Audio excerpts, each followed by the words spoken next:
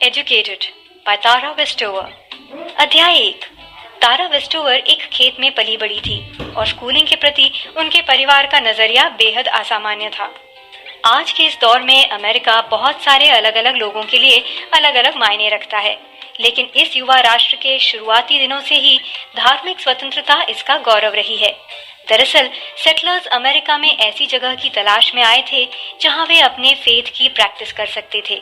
इस वजह से आज भी कई अमेरिकन अपने बच्चों को घर में पढ़ाते हैं, खेतों और कम्यून्स में रहते हैं और खुद को मेन स्ट्रीम कल्चर से दूर रखते हैं। जब उनसे इस बारे में सवाल किया जाता है तो वे इसको लेकर अपने धार्मिक कारणों का हवाला देते हैं। इसी तरह का एक अमेरिकी धर्म है मॉर्मनवाद।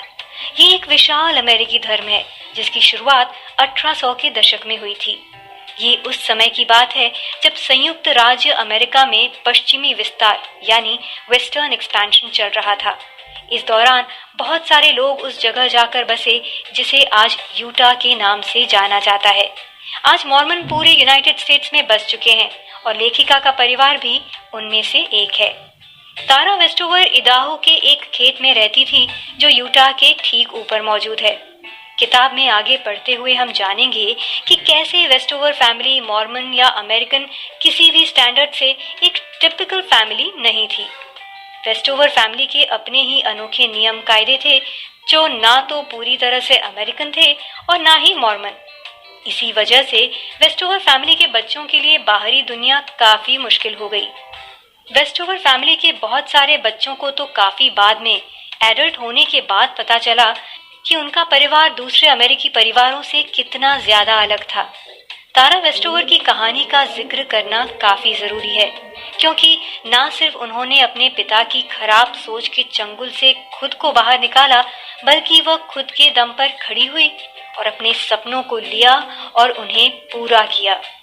जब लेखिका तारा 7 वर्ष की थी तो वह अपना ज्यादातर वक्त इडाहो के अपने खेत में गुजारा करती थी।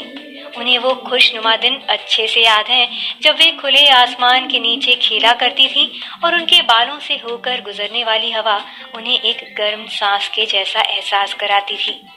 तारा अपने परिवार के 7 बच्चों में से सबसे छोटी थी। परिवार में सबसे छोटी बेटी होने और कैफरी होने के बावजूद भी वे जानती थी कि उनका परिवार एक असामान्य परिवार है। स्कूल जाने की उम्र में ना तो कभी तारा और ना ही उनके भाई बहन कभी स्कूल गए।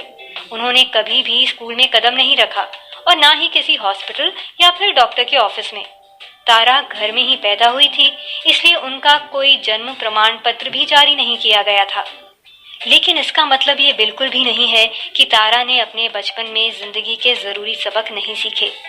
एक चीज जो उन्होंने बहुत अच्छे से सीखी वो थी गर्मियों में पके हुए अंडों को बोतल में रखना और फिर सर्दियों के दौरान उनकी सप्लाई करना। तारा अपने आसपास के पहाड़ बक्स पीक की लय में अच्छी तरह घुली हुई थी। इस चोटी को तारा के पिता जीन इंडियन प्रिंसेस कहा करते थे। तारा के पिता जीन उन्हें घर में ही पढ़ाने के पक्ष में थे, जबकि तारा की दादी का भी मानना था कि उनके पोतों को स्कूल में घर से ज्यादा बेहतर शिक्षा दी जा सकती है। जीन का मानना था कि स्कूल समाजवादी सरकार द्वारा बच्चों को ब्रेन वॉश करने और उन्हें मशीन में तब्दील करने के एक साधन के सिवाय कुछ भी नहीं है। एक दिन तारा की दादी उनके पास आई और उन्होंने उनसे कहा कि वो कल सुबह 5 बजे एरिज़ोना के लिए रवाना हो रही हैं और उन्होंने तारा से कहा यदि वो चाहे तो उनके साथ चल सकती है, जहां उनका किसी स्कूल में दाखिला कराया जा सकता है। ये सुनने के बाद तारा को उस रात नींद नहीं आई और उन्होंने इस विषय पर अपने मन में और परिवार के साथ काफी विचार विमर्श किया। घड़ी की सुइयां लगातार चलती रहीं और 5 बजते बजते तारा ने फैसला ले लिया। तारा ने फैसला लिया कि वो एरिज़ोना नहीं जाएंगी और अपने पेरेंट्स के साथ ही रहेंगी। अपने राजनीतिक नियम कानूनों के अलावा जीन एक धार्मिक व्यक्ति भी थे। वे अपने हाथों से काम करके मेहनत के रास्ते से इनाम पाने में यकीन रखते थे और वे अपने परिवार को एक फेथफुल मॉर्मन परिवार के रूप में पालने के लिए प्रतिबद्ध थे। जीन का मानना था कि एक औरत की असली जगह उसका घर होती है और ये बात तारा की माँ फे पर पूरी तरह से फिट बैठती है। वे एक ट्रेडिशनल मॉर्मन महिला थीं जो अपने वैवाहिक जीवन और मदरहुड के प्रति पूरी तरह समर्पित थीं। इसके अलावा वह कस्बे की दूसरी महिलाओं के लिए एक दाई के रूप में भी काम करती थी। अध्याय 2।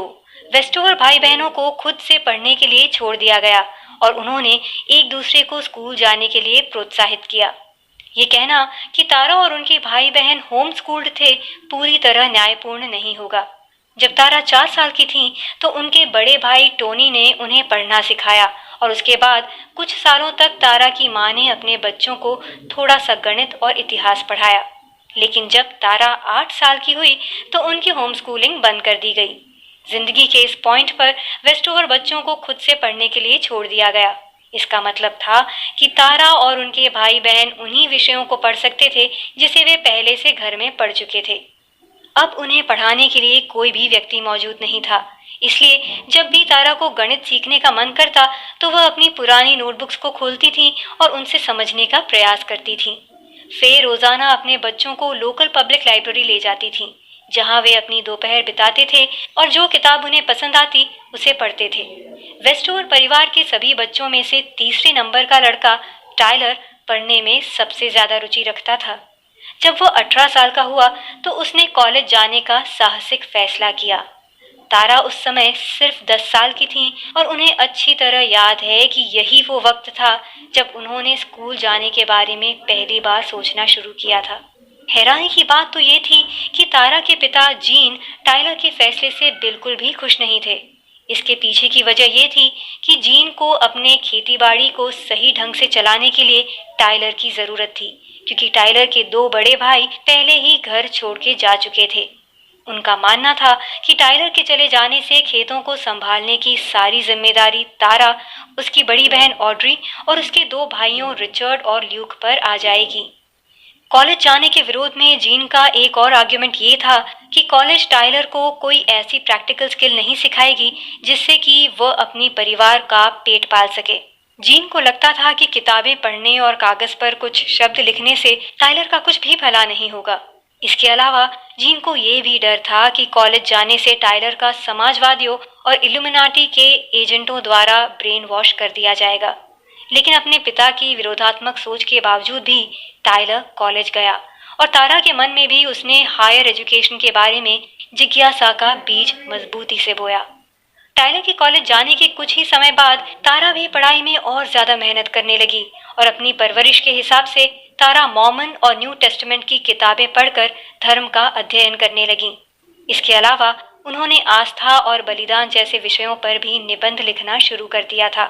इस घटना के बाद से तारा के मन में स्कूल जाने का विचार और ज्यादा मजबूत हो गया। जब तारा 11 साल की हुई तब तक उनके ज्यादातर भाई और उनकी बड़ी बहन ऑड्री घर छोड़ चुकी थी। इस वजह से जीन के खेतों में काम करने वाले लोगों की संख्या काफी कम हो गई, जिससे जीन को धीरे धीरे अपना फैमिली बिजनेस खेती किसानी से जंकयार्ड यानी कबाड़ खाने की तरफ ले जाना पड़ा, जहां तारा पुरानी कारों का कबाड़ बीनने में उनकी मदद करती थी। भले ही तारा सिर्फ 11 साल की थी, लेकिन उनमें आजाद होने की इच्छा कूट कूट कर भरी थी, जिसकी वजह से वे खुद के लिए नौकरी ढूंढ रही थीं। एक दिन वे अपनी साइकिल पर सवार होकर अपने लोकल पोस्ट ऑफिस पहुंची, जहां उन्होंने बेबी सिटर सर्विसेज के लिए एक विज्ञापन पोस्ट किया। तारा को जॉब मिलने में बहुत ज्यादा समय नहीं लगा। अब तारा सोमवार से शुक्रवार और सुबह 8 बजे से दोपहर तक अपने बेबी सिटिंग बिजनेस में व्यस्त रहती।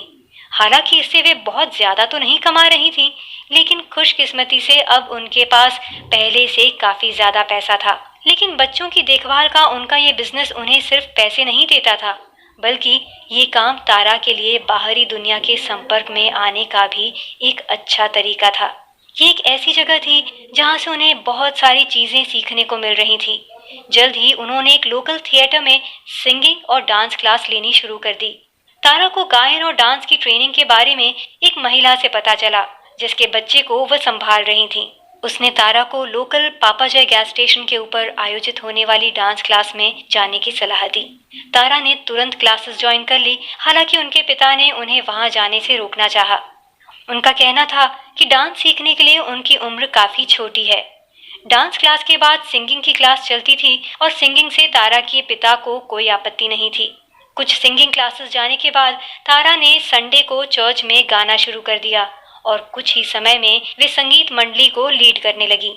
उनके हुनर को देखते हुए उन्हें local warm creek opera house में परफॉर्म होने वाले एक नाटक में हिस्सा दिया गया। और हैरानी की बात तो ये है कि तारा के हर कार्यक्रम के दौरान जीन समेत पूरा वेस्टओवर परिवार पहली लाइन में बैठा रहता था। हालांकि नाटक के खत्म होते ही तारा की जिंदगी अपने पुराने फीके रंग में दोबारा लौट आती थी। और जैसे ही 1 जनवरी साल 2000 की तारीख करीब आई तो जीन के दिमाग में एक ख्याल मजबूत हो गया कि अब दुनिया खत्म होने वाली है। शायद आपको याद होगा कि 21वीं सदी की शुरुआत में कई लोगों में तथाकथित Y2K बग का खौफ था, जिसके बारे में माना जा रहा था कि इससे दुनिया भर के कंप्यूटरों को खतरा हो सकता है। हालांकि जीन को लगता था कि ये केवल कोई तकनीकी दिक्कत नहीं है, बल्कि अब दुनिया का अंत करीब आ चुका है। सालों से जीन एक इमरजेंसी बंकर में खाना और हथियारों को स्टोर कर रहे थे, जो उन्होंने इदाहो के अपने खेत में खोदा था। 31 दिसंबर आया और चला गया, और जीन की बेकार की तमाम चिंताओं के बावजूद भी कुछ नहीं हुआ। अध्याय 3। तारा के परिवार के पास मेडिकल असिस्टेंस से इनकार करने और खतरों को अनदेखा करने का इतिहास था। साल 2000 शुरू होते ही पूरी दुनिया में सब कुछ सामान्य चल रहा था, और दुनिया को समय को सही से गुजरता देख जीन का विश्वास डगमगा रहा था। इसलिए वेस्टओवर परिवार ने एरिज़ोना में दादी के पास ट्रिप पर निकलने का मन बना लिया। ये ऐसा समय था जब लग रहा था कि जैसे उनके शरीर में नई जान आ रही है। हालांकि खराब मौसम की चपेट में आने की वजह से जिस गाड़ी में वे सफर कर रहे थे वो दुर्घटनाग्रस्त होकर दूर खेत में जाकर गिरी। किसी ने भी सीट बेल्ट नहीं पहना था, फिर भी सब लोग बच गए। हालांकि इस दौरान तारा अपना होश खो बैठी थी। इस घटना के दौरान घटना स्थल पर मौजूद लोगों ने वहां आकर उनकी मदद की। हालांकि तारा को ये ठीक से याद नहीं है कि वे घर कैसे पहुंची, लेकिन वे ये बेखूबी से जानती थीं कि इस तरह की स्थितियों में भी उनका परिवार कभी भी मेडिकल सहायता या अस्पताल की देखभाल स्वीकार नहीं करेगा, और उन्होंने किया भी ऐसा ही। इस घटना के बाद भी तारा के शरीर में दर्द था। उसकी गर्दन को काफी नुकसान पहुंचा था। हैरानी की बात तो यह है कि ऐसी स्थिति में भी उनका परिवार उसके इलाज के लिए सिर्फ आयुर्वेदिक दवाइयों एवं घरेलू तरीकों से उपचार कर रहा था। आपको बता दें, उसके परिवार की ये कोई पहली कार दुर्घटना नहीं थी। इससे पहले भी जब उनका परिवार एरिज़ोना से वापस लौट रहा था तो गाड़ी में बैठे बैठे तारा के बड़े भाई की आंख लग गई, जिससे उनका परिवार ट्रैक्टर से होने वाली एक बड़ी टक्कर से बाल बाल बच पाया था। इस बार भी किसी ने गाड़ी में सीट बेल्ट नहीं पहना था और किसी की मौत भी नहीं हुई। इस घटना से उनके परिवार के कई सदस्यों को काफी नुकसान पहुंचा, जिसमें उसकी माँ फे भी शामिल थी। उनके चेहरे को वापस ठीक होने में काफी समय लगा। तारा की माँ को इस घटना की वजह से सिर में भी अक्सर दर्द होता था और उनकी याददाश्त में भी फर्क पड़ा था, लेकिन कभी भी उन्होंने किसी डॉक्टर के पास जाने के बारे में नहीं सोचा। दरअसल इन सभी घटनाओं को पढ़कर लगता है कि ऐसे गंभीर शारीरिक मामलों में भी उनका परिवार काफी पुरानी और कट्टर सोच रखता था। तारा का बड़ा भाई शॉन अक्सर लड़ाई झगड़ा किया करता था, लेकिन उसको कभी भी घर में किसी ने डांट फटकार नहीं लगाई। जब तारा 15 वर्ष की हुई तो अब वो धीरे धीरे थोड़ा मेकअप करने लगी और अपने थिएटर के एक दोस्त चार्ल्स से उनकी नजदीकियां बढ़ने लगी। एक रात की बात है, तारा लेटी हुई थी, तभी उनका भाई शॉन आकर उसके बाल पकड़ लेता है और उन्हें खींचते हुए कमरे से बाहर ले जाता है और उन पर वेश्या होने का आरोप लगाता है। शॉन की ये पहली ऐसी हरकत नहीं थी, वो पहले भी कई बार ऐसी हरकतें कर चुका था। शॉन की इन हरकतों से तारा को काफी दुख होता था। ऐसी हरकतें करने के बावजूद भी तारा के पिता शॉन को उसकी हरकतों को लेकर कभी भी डांटते फटकारते नहीं थे, क्योंकि उन्हें लगता था कि ये कोई बड़ी बात नहीं है। लेकिन तारा इमोशनल तौर पर इससे काफी आहत हो चुकी थी। हालांकि वे लगातार खुद को समझाती रहती थी कि वे इमोशनल कमजोर नहीं हैं, और जब वे ऐसी स्थिति में रोती थी तो वे अक्सर खुद से कहा करती थी कि ये सिर्फ उनका शारीरिक दर्द है और कुछ भी नहीं, और वे बार बार इस बात को अपने मन में रिपीट किया करती थी। जब तारा 16 वर्ष की हुई तो वो अक्सर सोचा करती थी कि कॉलेज उनकी प्लान की हुई जिंदगी में कैसे फिट बैठेगा। तारा को पहले से ही उनके पिता ने कह दिया था कि जैसे ही वे 18 या 19 वर्ष की होंगी उनकी शादी करा दी जाएगी, और शादी के बाद खेत का एक हिस्सा उनके पति को दे दिया जाएगा, जहां वे दोनों रहने के लिए एक घर बना सकते हैं। लेकिन टायलर, जो तारा का बड़ा भाई था, अक्सर उन्हें घर छोड़कर कॉलेज जाने के लिए उत्साहित करता रहता था। टाइलर अपनी बहन तारा को अक्सर बताया करता था कि उन्हें एसीटी एक्ट टेस्ट में बस पासिंग मार्क से पास होना जरूरी है। वे अक्सर ब्रिघम यंग यूनिवर्सिटी, जो कि यूटा में एक मॉर्मन कॉलेज था जिसमें होम स्कूल स्टूडेंट्स को एडमिशन मिल जाता था, के बारे में तारा को बताया करते थे। टाइलर के मुंह से ये बातें सुनकर तारा में एक नया जोश आ गया और उन्होंने एसीटी एग्जाम के लिए पूरी लगन से पढ़ना शुरू कर दिया। इस दौरान जब तारा ने लॉन्ग डिवीजन के बारे में पढ़ना शुरू किया तो मैथ्स में उनकी रुचि एकदम से कम हो गई। इस काम को आसान बनाने में तारा की माँ ने उनकी मदद की और उन्हें अलजेब्रा सिखाया। हालांकि एक बार जब वो सीख गई कि अलजेब्रा में नंबर्स की जगह पर लेटर्स का इस्तेमाल किया जा सकता है, तो वे मैथ्स के बेसिक सवालों को सही ढंग से करने के योग्य हो गईं।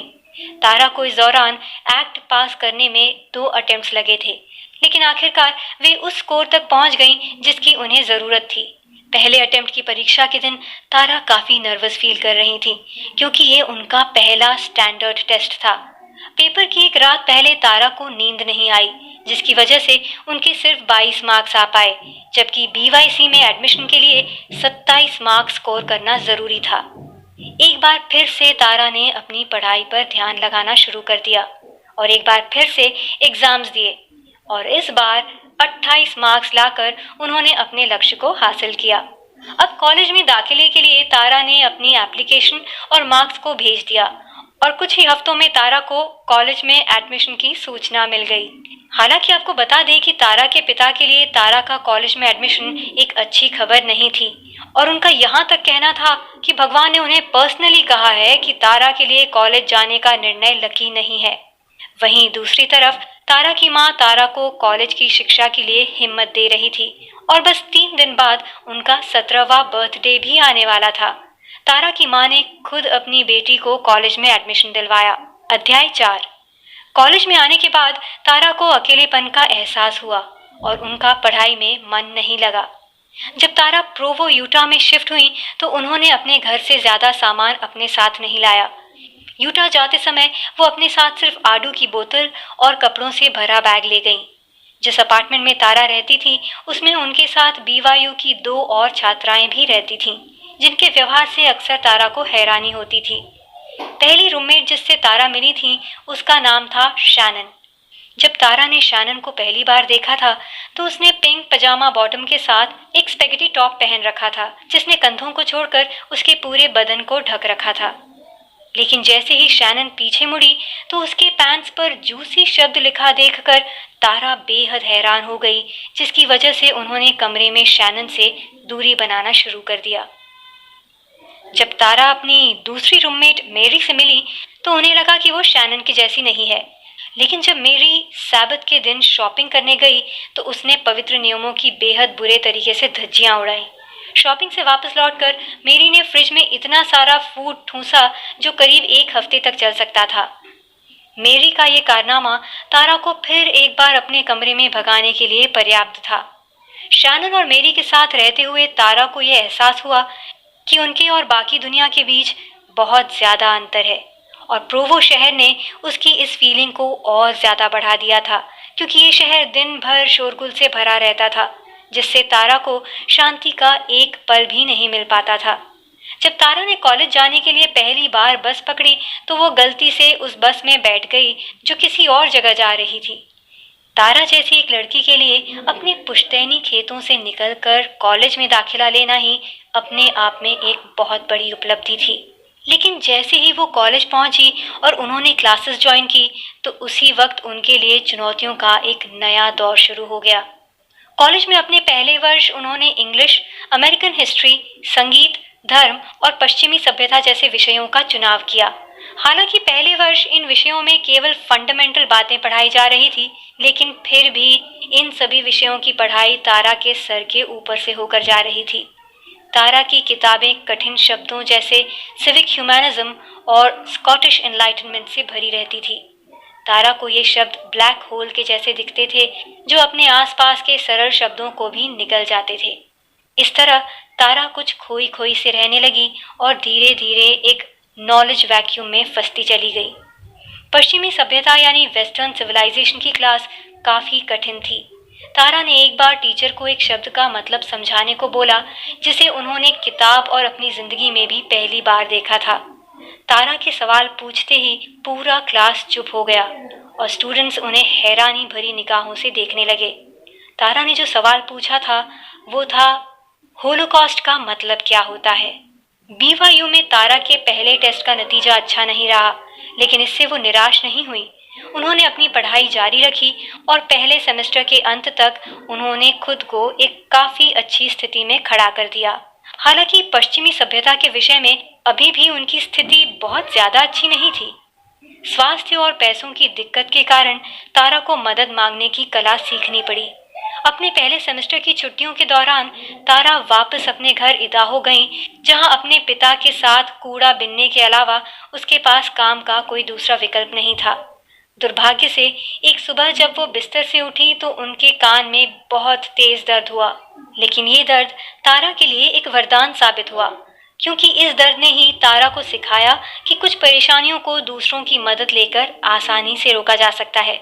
जब तारा ने अपने कान दर्द के बारे में थिएटर के अपने पुराने दोस्त चार्ल्स को बताया, तो उसने तारा को सलाह दी कि उन्हें आइबुप्रोफेन नाम का एक ड्रग लेना चाहिए, जो उसके कान में हो रहे दर्द को कम कर सकता है। पहली बार में तो तारा ने चार्ल्स को सीधे सीधे मना कर दिया, क्योंकि उनके पेरेंट्स ने जहरीले ड्रग्स के बारे में उन्हें बचपन से ही वार्निंग दे रखी थी। वेस्टोवर परिवार में जब भी कोई बच्चा बीमार पड़ता था तो उसे जो सबसे हार्ड दवाई दी जाती थी वो थी पौधों के रस को पानी के साथ मिलाकर देना। हालांकि इस दवाई से कभी भी तबीयत सही नहीं होती थी। आखिरकार जब चार्ल्स ने तारा के सामने पानी से भरा गिलास और 2 आइबुप्रोफेन रखी तो उन्होंने उसे ले ली। और हैरानी की बात तो ये थी कि सिर्फ 20 मिनट के अंदर ही उनके कान का दर्द गायब हो गया। लेकिन तारा का नशीली दवाइयों के प्रति डर अभी भी उनके अंदर मौजूद था। घर से वापस प्रोवो आने के बाद तारा का गला खराब हो गया। कई दिनों के दर्द और रूममेट्स के फोर्स करने के बाद फाइनली तारा डॉक्टर के पास जाने के लिए तैयार हुई। तारा डॉक्टर के पास अकेली नहीं गई, वो अपने साथ अपने दोनों रूममेट्स को लेकर गई, क्योंकि उन्हें नहीं पता था कि डॉक्टर से कैसे मिला जाता है, क्योंकि वो इसके पहले कभी भी डॉक्टर के पास गई ही नहीं थी। क्लिनिक से बाहर निकलते वक्त तारा सोच रही थी कि डॉक्टर के पास जाना तो बहुत ही आसान काम है, मैं तो खामखा डर रही थी।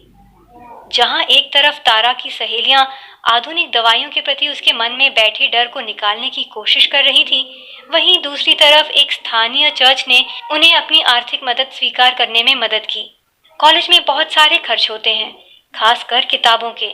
अपनी पढ़ाई का खर्च उठाने के लिए तारा ने एक गार्ड से लेकर एक आइसक्रीम सेलर जैसी जॉब भी की। हालांकि इस तरह की छोटी मोटी नौकरियां करने से भी उसकी माली हालत में कोई बहुत ज्यादा सुधार नहीं आया। पैसे की ये कमी तब खतरनाक हो गई जब तारा का एक दांत सड़ने लगा और उन्हें एक ऑपरेशन की जरूरत थी। तारा अपने लोकल चर्च के लगातार संपर्क में थी, इसलिए जब चर्च के पादरी को तारा की स्थिति के बारे में पता चला तो उन्होंने तारा के नाम एक चेक लिखा और उन्हें आर्थिक सहायता लेने के लिए भी कहा। मगर तारा किसी की भी मदद लेने के प्रति बेहद अड़ियल थी, खासकर सरकारी मदद की। लेकिन चर्च पादरी भी बड़ी जिद्दी किस्म के इंसान थे, उन्होंने भी तारा को सही रास्ते पर लाकर ही दम लिया। अध्याय 5। जैसे जैसे तारा ने आगे की पढ़ाई की, उन्हें अपने पिता की आदतों के बारे में गहरी जानकारी मिली।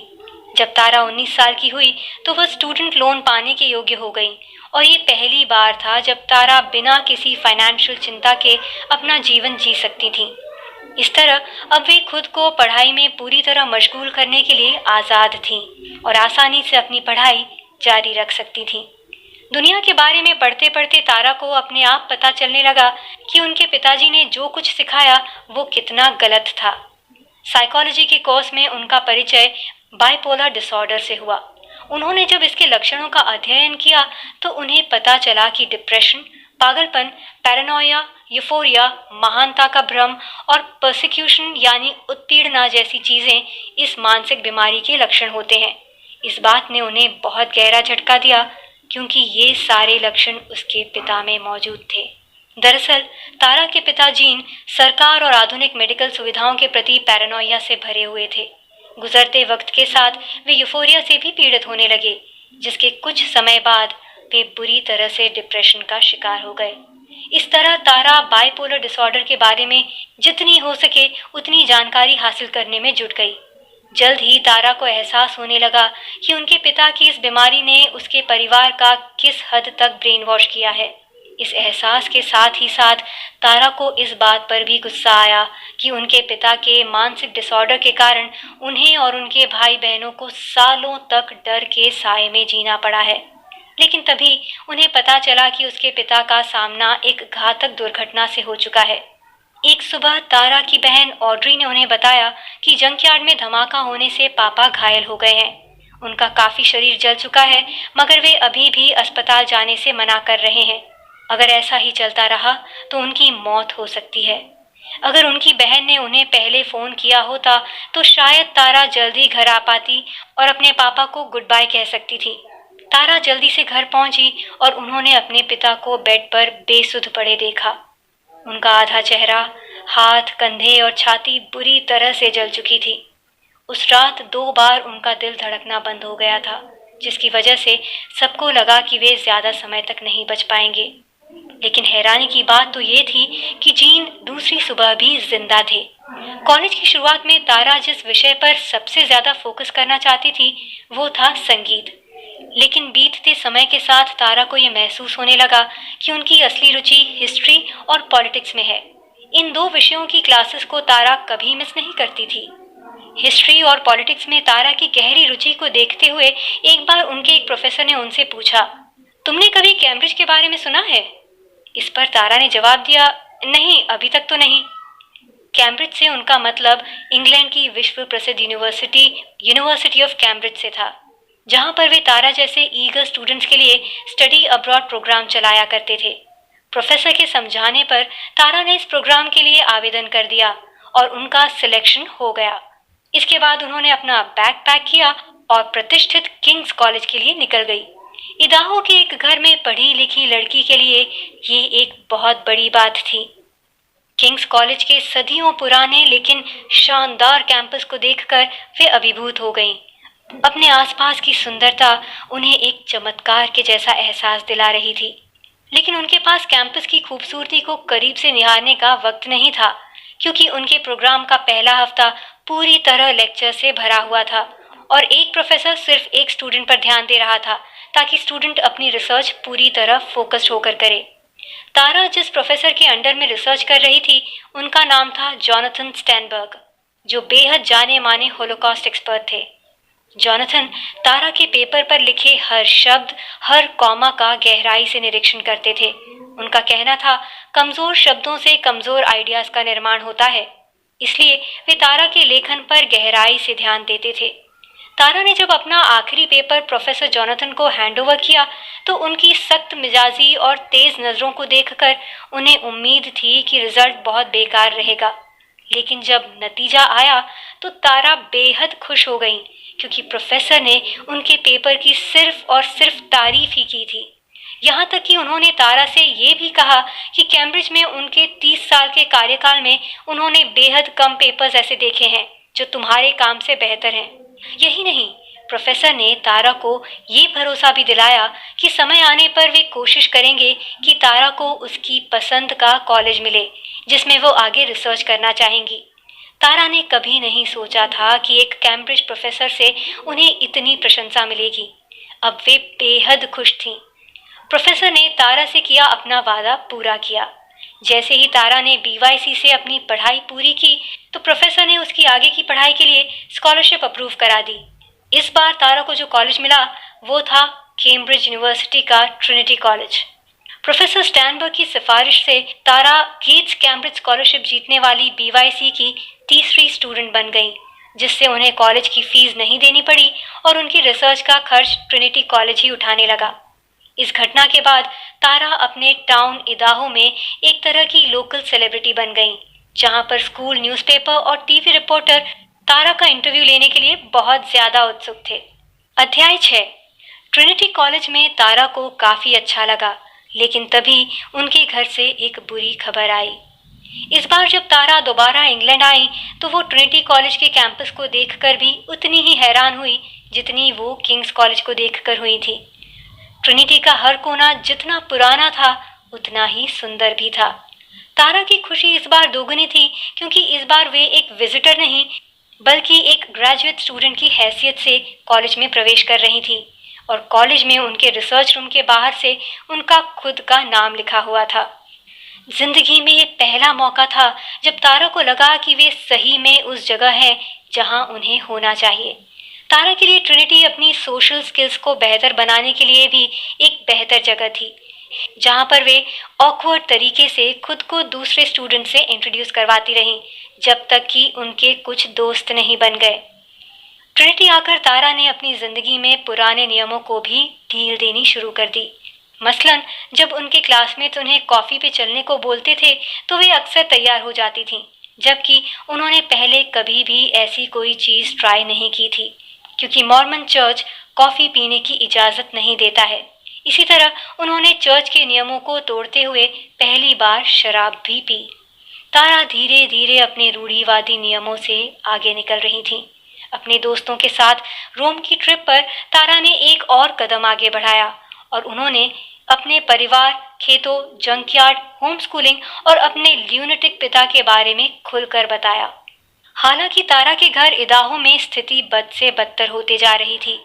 एक दिन तारा को अपनी बहन ऑड्री का ईमेल मिला जो उनके भाई शॉन के बारे में था। शॉन ने ऑड्री पर भी ठीक वैसे ही अटैक किया जैसे कि उसने एक बार तारा पर किया था, और मुसीबतों पर ध्यान न देने और चुप रहने के उनके परिवार की पुरानी आदत के कारण शॉन को कुछ भी नहीं कहा गया। हालांकि इस बार ऑड्री ने फैसला किया कि वो शॉन और अपने परिवार का डट कर सामना करेगी, लेकिन इसके लिए ऑड्री को तारा के सपोर्ट की जरूरत थी। तारा ने निश्चय किया कि वे अपनी बहन और माँ की मदद करेगी। इसके बाद तारा ने अपने पिता जीन से शॉन की शिकायत की, लेकिन ये आसान नहीं था। इस बीच वेस्टओवर का नया फैमिली बिजनेस काफी फल फूल रहा था। उन्होंने मेडिसिनल ऑयल्स की एक नई सीरीज लॉन्च करी थी जो कि बहुत ज्यादा पॉपुलर हो रही थी। उनके प्रोडक्ट्स इतने ज्यादा पॉपुलर हुए कि फे और जीन को एक कंपनी से $3 मिलियन का ऑफर आया जो उनके बिजनेस को खरीदना चाहती थी। और जीन की मानसिक स्थिति को देखते हुए इसमें कोई हैरानी की बात नहीं है कि उन्होंने इस ऑफर को ठुकरा दिया। तारा ट्रिनिटी कॉलेज में लगातार अपनी रिसर्च में बेहतर होती जा रही थी। अब वह फेमिनिज्म का गहन अध्ययन कर रही थी। फेमिनिज्म एक ऐसा शब्द था जिसके नेगेटिव पहलू से ही तारा अब तक रूबरू हो पाई थी। तारा जिस समाज से आई थी वहां पर पुरुषों को ही लीडर समझा जाता था, जबकि महिलाओं को सिर्फ बच्चे और घर संभालने वाला माना जाता था। लेकिन अब तारा विचारों की एक नई दुनिया से रूबरू हो चुकी थी। उनके पास अब शब्दों की एक ऐसी ताकत आ चुकी थी जिससे वे महिलाओं की समस्याओं को बयां कर सकती थी, जो उन्होंने बचपन में अपने आसपास महसूस की थी। साथ ही साथ तारा मॉर्मनवाद की भी जांच पड़ताल कर रही थी। हालांकि उन्होंने इसकी पड़ताल एकेडमिक यानी शैक्षणिक रूप से करने का फैसला किया। दूसरे शब्दों में कहें तो वे मॉर्मनवाद को एक धार्मिक दृष्टिकोण के बजाय वैचारिक दृष्टिकोण से स्टडी कर रही थी, जिसकी वजह से वे मॉर्मनवाद का गहराई से अध्ययन कर पाई। उनकी स्टडी का नतीजा भी सकारात्मक रहा। एक ब्रेक के दौरान जब वे अपने घर इदाहो पर थीं, तो उन्हें पता चला कि पीएचडी के लिए उनका चयन कैम्ब्रिज में हो चुका है। हालांकि इदाहो में अभी भी तनाव की स्थिति थी। शॉन तारा और ऑड्री को खुलेआम डरा धमका रहा था और उनके घर वाले भी इस मामले में ज्यादा कुछ बोलने को तैयार नहीं थे। शॉन ने तारा से कहा कि ऑड्री को वो कभी भी गोली से उड़ा सकता है। जब तारा ने शॉन की शिकायत अपने पिता जीन से की तो उन्होंने तारा से सबूत लाने को कहा। आखिरकार तारा अपने माता पिता और शॉन को एक साथ बिठाने में कामयाब हो गई, लेकिन इस मौके का फायदा उठाकर शॉन ने तारा के हाथ पर चाकू से वार कर दिया, जिससे उसकी धमकी को और ज्यादा मजबूती मिली।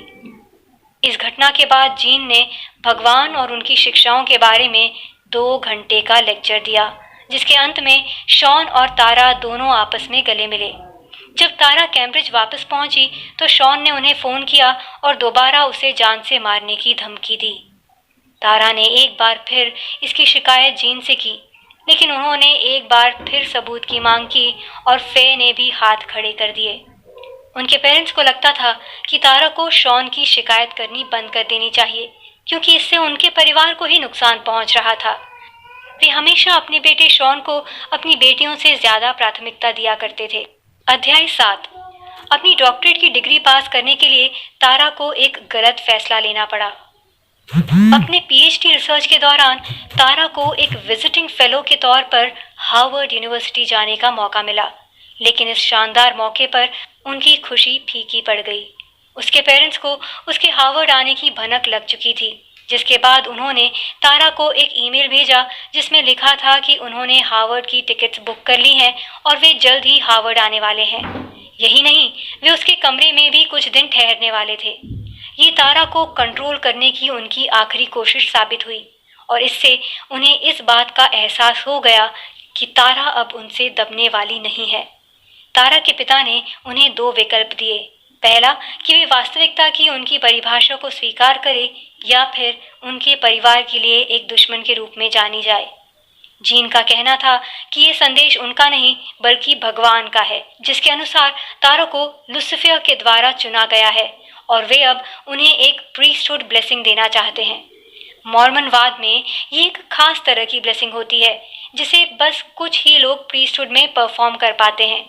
प्रीस्टहुड ब्लेसिंग जिस इंसान को प्राप्त होती है उसमें बीमारी लोगों को ठीक करने और बुरी आत्माओं को भगाने की ताकत आ जाती है।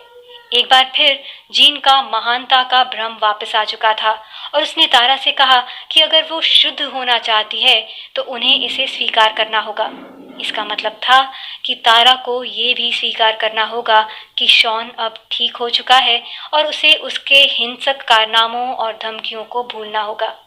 उनके पेरेंट्स के अनुसार अगर तारा इस बात को स्वीकार नहीं करती हैं तो इसका मतलब ये होगा कि वे प्रेतात्माओं के साए में हैं। स्थिति को बद से बदतर बनाने के लिए उनके पेरेंट्स ने उन्हें बताया कि ऑड्री भी अपने पिता की ब्लेसिंग्स को स्वीकार कर चुकी है, जिससे उससे बुरी आत्माओं का साया निकल गया है। अब तारा की बारी थी, लेकिन वे इस झूठी हकीकत को स्वीकार करने के लिए कतई तैयार नहीं थी। सच्चे ज्ञान की अपनी यात्रा में वे बहुत आगे निकल चुकी थी। अब वह जीन की मानसिक बीमारी से अच्छे से वाकिफ थी और वे जानती थीं कि उसे कैसे दूर करना है। साथ ही साथ कट्टरपंथी मानसिकता को कैसे पहचाना जाता है, उनमें इस बात की भी समझ विकसित हो चुकी थी। इतना कुछ जान लेने के बाद भी अपने पिता के पैरानोया के जाल में फंसना अब तारा के लिए खुद को और अपने ज्ञान को धोखा देने जैसा हो चुका था। इस स्थिति से तारा के पास बस 2 विकल्प बचे थे। एक तो वे अपने परिवार को चुने या फिर दूसरा अपनी आज़ादी और शिक्षा को। और उन्होंने वही किया जो वे करना चाहती थीं। उन्होंने अपने पेरेंट्स की डिमांड को ठुकरा दिया। तारा ने सही फैसला लिया, मगर इसने उनसे काफी कुछ छीन लिया। इस फैसले के बाद वे अपने घर वालों से संपर्क नहीं कर सकती थीं, जिससे उनके पास टीवी देखने के सिवाय कोई दूसरा विकल्प शेष नहीं था। अब उनका पढ़ाई करने का भी ज्यादा मन नहीं होता था। ये उनके लिए एक बड़ा मेंटल ब्रेकडाउन था, जिसकी वजह से उनकी पीएचडी डिग्री तक खतरे में पड़ गई थी। तारा ने सोच रखा था कि वे अपने 27वें जन्मदिन से पहले अपनी थीसिस सबमिट कर देंगी, लेकिन जैसे जैसे दिन करीब आते गए उन्हें एहसास होने लगा कि वे इतनी मेहनत के बाद असफल नहीं होना चाहती।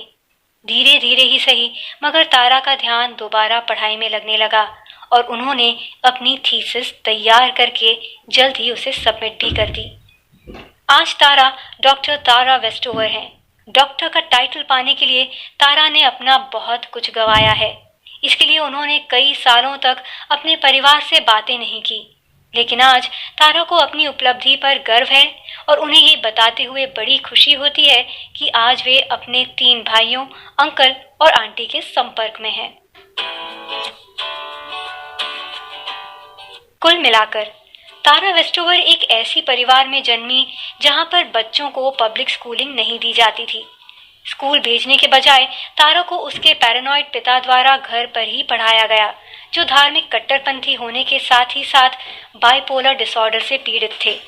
आखिरकार तारा ने अपनी आज़ादी की लड़ाई लड़ी और अपनी शिक्षा पूरी करके डॉक्टर की उपाधि प्राप्त की। तारा ने अपनी पढ़ाई जारी रखने का फैसला लिया, जिसका सीधा सा मतलब था अपने पेरेंट्स से रिश्ते कड़वे करना और अपने भाई बहनों से दूर रहना।